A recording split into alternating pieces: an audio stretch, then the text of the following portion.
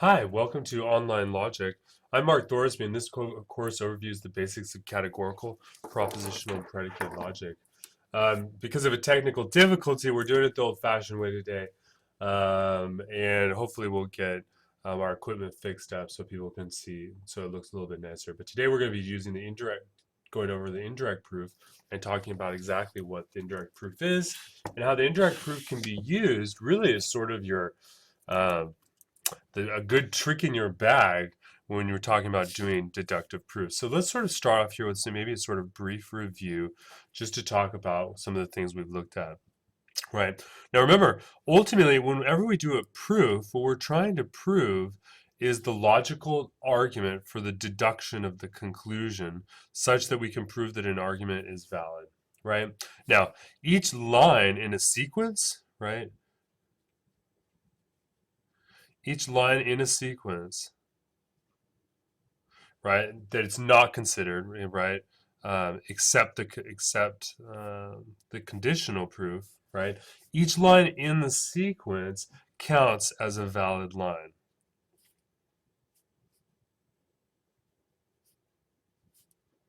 As a valid line of argument, right? And additionally, let's remind ourselves we also took a look some weeks ago. We were looking at propositional logic in particular. We looked at the indirect truth table method. And one of the things to remember is when we looked at the indirect truth table method, right, what we did is we assumed, remember if you'll recall, right, we assumed invalidity, right, and then we used our rules of operation to deduce the conclusion. And if we found a contradiction, right, if a contradiction gets discovered, right, then we ultimately argued that the argument must be valid, okay? I'm sorry, I know that's sort of sideways, right? But you can see here for the indirect truth table method, right, we made the assumption of invalidity, worked everything out. If we found a contradiction, then we found out that the argument is valid. If there was no contradiction, then the argument truly was invalid, okay? You're going to see that today, even though what we're working on today, the indirect proof method here, you're going to see that it's not identical with the indirect truth table method, but it is very much related to this core idea here that every line you argue that you deduce within a proof sequence counts as valid. So the question is, what happens if you assume the opposite of something that's valid? And so what I want to do here is let me sort of show you a real quick indirect truth proof. Let me actually change pages here. Right? Here's the sequence here, and it looks a lot like the conditional proof sequence. So let me just write this problem out. We have A or B, then C and D as our first line. Second line is if C, then not D, and our conclusion is not A. You can see here there's a lot of trouble. What could we do here, right? Well, you can see here we have a disjunction here, a conjunction here. That's not going to work for the conditional. I'm sorry, for the constructive dilemma. You can see here we could maybe do a implication. There's a number of different things to do, but it looks like it's pretty difficult to finally get to the conclusion here. And in fact, although we won't show it, you can't get to it using just the rules of replacement implication. So what we're going to do is we're going to do this. What if, because we remember, if this argument truly is valid, then that means that not A, right, if we derive it as a conclusion, will eventually be considered a valid line of argument, right? That's assuming this is valid. And because this is a logic course, we're only asking you to prove actually logical sequences, with the exception of the application project we'll be doing here in a couple weeks. So what happens though, right, if not A is going to be valid, then that means that A must be invalid, right? A must be invalid. So what we're going to do for the indirect truth method is what happens if we assume this, right? And then as we do our deduction, we discover a contradiction. If we discover a contradiction, then that means that our assumption was wrong and that we should stick with the negation of our assumption, which is this. And so what the indirect proof allows us to do is essentially that. In fact, if we want to write up the steps for the indirect proof, here's what they would look like. Steps. 1, assume the opposite of what you need, right? 2, write all assumptions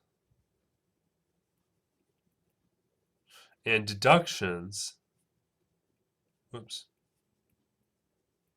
to the right, just the way we did in terms of the conditional proof, right? And what we're going to do in terms of our steps is once we do our deductions, right, what we want to do is discover a contradiction. And what does a contradiction look like in the logical notation? A contradiction would look like this: B and not B, right? This is a logical contradiction. Why? Because you can't both have, Bob can't both be at the party and not be at the party simultaneously. And that's what this statement says. Bob is at the party and Bob's not at the party, right? That's a contradiction. So what you want to do is discover a contradiction. Now, the contradiction doesn't have to be using the same variables as your assumption did, right? So that doesn't have to be the same. Just have to discover some sort of contradiction. Once a contradiction is discovered, number 4, you discharge the proof and conclude the opposite, the logical opposite, or the negation of your assumption. And all of the same rules regarding discharging the proof and so on apply. So it's really simple. It's really 4 basic steps. Assume the opposite of what you need. Write all of your assumptions and deductions to the right. Write them out. Do your proof sequence. Look for discovering a contradiction. If you can find it, discover a contradiction, right? And here's an example, right? Then once you found that, you can discharge the proof and conclude with the opposite of your assumption. And 5, all the basic rules for the conditional proof apply to the indirect proof. Okay, so let's do a couple of these examples using that process, right? So let's start with this problem, right? Well, you can see here I need not A. What's the opposite of not A, right? Well, write it off to the side. The opposite of not A is A, right? So let's assume that. That's going to be number 3. We're going to put A, and this is going to be A IP. Notice instead of saying CP, we're saying assumption for the indirect proof, right? We're going to write it off to the side over here, right? I don't know how long it's going to be, so we'll just do that. But once I have A, what can I do? Well, you can see I can add B. So I'm just going to run through this quickly. I don't want to take your time out just running through, going over those same rules of replacement implication, right? So that's going to be line 3 addition, right? Line 5 is once I have this, I can unlock C and D. So that's going to be C and D. That's lines 4 and 1, modus ponens, right? Now that I have C and D, look here, if I could get C by itself, I can get not D. So in fact, I actually already see what's going to happen. So let's put C, that's line 5, simplification. 7, since I have C, I can use modus ponens to unlock my negation D. So that's going to be lines 6 and 2, modus ponens. But take a look, I have a D here. So line 8, let's commutate these. Remember, that's when you switch them. So that's going to be line 5, commutation. And line 9 here is going to be D, right? Line 8, simplification, right? And then finally, line 10 is going to be D and not D. Because notice, right, if you conjoin these two things together, you're going to end up with a contradiction. So that's exactly what we're going to do. D and not D, that's lines 7 and 9, right? Conjunction. And you can see that means that with this assumption, this problem can only result in a contradiction. If it results in contradiction with that assumption, then the opposite of the assumption must necessarily be true. So that means we can discharge. The opposite of A here is not A, right? And what I've done here is I've discharged, I've done lines 3 through 10, indirect proof, okay? Now again, right, since I got a contradiction here, that means A, right, I have to put it through its reverse, the opposite of this, right? The opposite of this becomes not A, okay? So you can see how this problem works. I've discharged it, and so that makes it true. So ironically, using the indirect proof, I can sort of say, well, if this, the opposite of this, if what I'm looking for is the opposite of this, let's assume this. If it results in a contradiction, then the the opposite must have been true, or the negation of it must have been true. And this is essentially how the indirect proof works. It's not really too difficult. All the same rules apply in terms of you can embed it, you can do multiples, and in some cases, you may not be able to find the conclusion directly off, right? So let's do a number of different problems here. And you can also employ conditional proofs in the line of sequence as well. So let's try this. This is a sort of funny problem one. S, and then the conclusion here is T or not T, right? This is crazy. How am I supposed to figure this out, right? Well, you can see that this is my conclusion, right? So if I want to use the indirect proof, and here, this I always think of the indirect proof as the nuclear option, which isn't funny in terms of actually thinking about nuclear war or anything like this. But I think it's the nuclear option in the sense that if you really don't know what to do, just do the indirect proof and see if it works out for you, right? So that means that if I wanted the negation of this, if I was to do the indirect proof, I need the negation of this sequence here. So that means line 2 here, let's write it off to the side, is going to be not T or not T, right? That's going to be line 1. No, I'm sorry, not line 1. That's just going to be our AIP, right? And now that I've done that, let's do it De Morgan's, because whenever I see a negation outside of parentheses, I always think De Morgan's rule. Remember, the De Morgan's rule is if you have not P or Q, that's the same as saying you have not P and not Q. Okay, so let's do that now. So that means we're going to get not T and not T, right? If you get not T and not T, right, that's going to be line 2 De Morgan's, right? Line 4 here is, let's get rid of this. This is a double negation, so that's going to be not T and T. That's line 3, double negation. Wait a second. This is a contradiction, isn't it? To say that Tony is going to the party and Tony is not going to the party, that doesn't make any sense, which means that this has to be invalid. So that means I can simply discharge it here and write the opposite of this was this. So that's T or not T. That's line 2 through 4, indirect proof. Okay, and that's how that sequence ends. That looked like a really difficult problem because of this S and the T. That was sort of crazy. But you can see the indirect proof allowed us to do this, and it was actually very short in terms of actually building a proof. Okay, let me do one more problem here. Well, here, I'll do 2 more problems. Let me do one more as an example, and then we'll do a problem using from the homework, that is, okay? So let's take a look at this problem here. This problem is a little bit uglier, right? It's if L, then not M, then N and O. Line 2 is not N and P. And the conclusion we're looking for is if L, then M and P, right? Now, the reason I've chosen to do this problem is because you can see here, if you're stuck with this problem, you'd be like, you would start off by saying, I need this, but how can I get that from here? You can see what we probably need here, because notice what the main operator of the conclusion is. It is a conditional. Since it's a conditional, it makes sense that probably the first thing we should start with is a conditional proof. So remember, the rules for the conditional proof and indirect proof apply the same way. The goal is different though, right? So you just have to take care that when you choose what your assumption is for the conditional proof, you're thinking that it's going to result in a conditional sequence with these 2 things. So, and then indirect proofs do the opposite. So here we're going to assume L, so that's going to be our ACP, the assumption for the conditional proof. Line 4 is once we have L, I have not M, then N and O, right? And that's going to be line 3 and 1, modus ponens.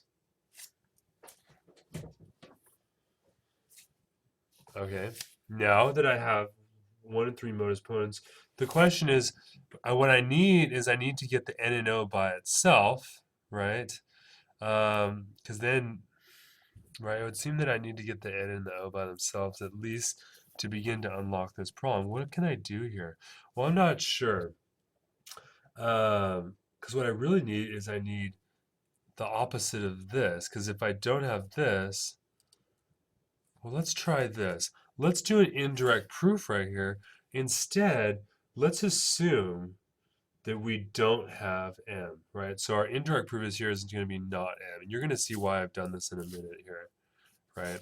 So we're going to assume not m, and this is our AIP, right? Now remember, my goal here is to discover a contradiction, right?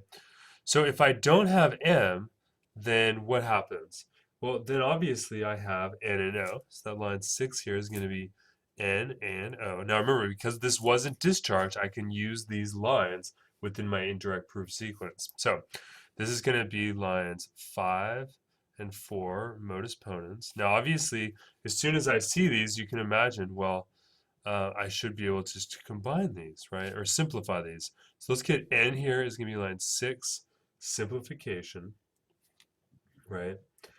And then notice I'm going to simplify line 2 here to get the not n, right? So that's going to be 8. It's going to be not n from line 2 simplification. Now, of course, I'm going to conjoin these two together to create my contradiction. So that means I get n and not n, right? That's line 7 and 8 conjunction. And you can see here, this is resulted by using the rules in a contradiction, which means let's go ahead and discharge it. The opposite of this, well, what is the opposite of not m? Well, it must be not m, right? And you can see here the lines continuing down. And that's going to be lines 5 through 8, indirect proof. Now, once I've discharged it, remember, all of these statements no longer count as a valid element within the proof sequence, okay? So this stuff doesn't count any longer. So now I have not m. What can I do with this? Well, not m, line 10, is what? Well, let's just simplify it. That's m, line 9, double negation, right? Double negation. Now that I have m, what can I do here? Take a look up here. Remember, my goal is to get, remember, I already have my L. This is where it gets difficult. Remember, let me use a different color. I'll use orange, right? Hopefully you can see it on the screen, right? So here's the L, and notice here's my L here. So that means my goal is still to get this thing within the conditional proof sequence. All I need is M and P. Well, look, I have a P right here. So line 11 here is going to be P and not N. What I've always done is just switch this around and commutated it. So that's line 3, commutation. Now that I've commutated, let's simplify it to P. So that's line 11, simplification. And now that I've combined it, let's just add these two things together in this order. So that's line 13 is going to be M and P, right? Lines 10 and 12, conjunction. Now that I've conjoined them and I have this, then I can discharge my conditional proof and get this whole sequence here. So line 14 is going to be, if you have L, then you can in fact get to you having both M and P simultaneously. I've discharged the conditional proof, which means lines 3 through 13 conditional proof, but you can see there's the results, and we were able to actually conduct the proof, okay? So you can see that this one was a little bit tricky. Ultimately, the reason we chose this not M is because we got to this spot here, and we didn't have it now, but we knew we needed to get these things unlocked. So we said, well, what if we just add that in? It resulted in a contradiction, which eventually gave us M. We already had P by itself, so now that we had M and P, we were able to conjoin them here and then discharge our proof to get if L, then M and P. And so that means that is the proof that this truly is a valid argument using the indirect proof method, okay? Let me do one more problem from the homework here. And again, I'm using the old textbook here because I'm doing this sort of archaically online with my web camera. But let's do problem number 3, at least problem 3 in this book. If you have C and D, then E. Line 2 is if you have D and E, then you get F. And the conclusion we're looking for is C and D, then F. Okay. Now this problem isn't too difficult, I don't think, right? But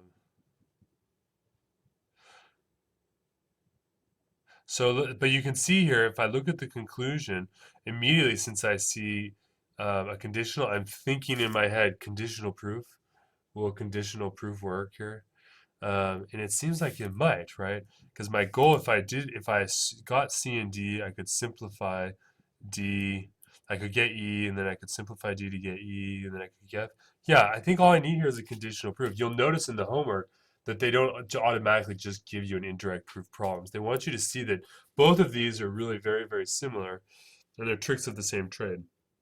So since this is the antecedent of the conclusion, and there's a conditional, let's assume that. So that's going to be C and D, and this is my A, C, P, right? Once I've assumed that, right, obviously I can get E. That's E, so that's lines 3 and 1, modus ponens, right? Line 5 here is going to be D and C. That's line 3, commutation. I'm just going through this quick here. You'll get quicker with this the more you do it. That's going to be line 5, simplification. Right, I basically just reversed these and dropped out the C to get my D. Then line 7, I'm going to conjoin lines 4 and 6 together to get D and E. That's line 4 and 6 conjunction. Okay. Once I've conjoined them, I can use modus ponens to get that F. So 8 here is going to be F, right? That's lines 7 and 2, or 2 and 7, modus ponens. You can see now that I've got my F and my C and D, I can now discharge the problem, line 9, and conclude what? Well, I conclude if you got C and D, then, well, you're going to get F, right? That's what that sequence demonstrates. And that's lines 3 through 8, conditional proof. So you can see I actually didn't have to do an indirect proof on this problem, because what they're going to do is they're going to switch in your homework, switch in and out the conditional and indirect proofs. But at least you can see basically how to do these problems. The last thing I'll put up here on the board for you, again, are the steps, because that's really what's important here to do the indirect proof.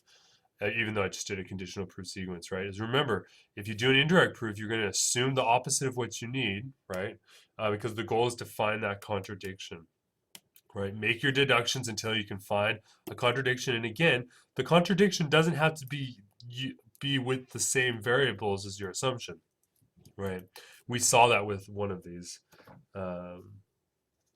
We saw that with this problem, for instance, right? We made this assumption, we ended up with a different type of contradiction, different variables. That's not a problem. But once we get that contradiction, then we're going to discharge the proof and write the opposite, or the negation of whatever our assumption was, right? That's what we end up our assumption proves. And then we use all the same basic rules that apply to the conditional proof. They also apply to the indirect proof, which means you can do them sequentially. You can embed them horizontally. There's a lot of different things you do, but the key thing to remember is, once you discharge a sequence, right, you're no longer allowed to use this. So this is off the table. And now that I discharge this is off the table, right? So literally the only valid lines of this argument are this, and the conclusion there, right? So that's how you do the indirect truth table methods. Again, thank you for your patience. I apologize for posting this video. I apologize if this video is all by pen and paper. Though, if you think you actually like, if it's easier for you to follow using pen and paper, let me know, and we can always post videos like that. Okay. Thank you very much for listening. I appreciate your comments and look forward to seeing you online. Okay. Bye.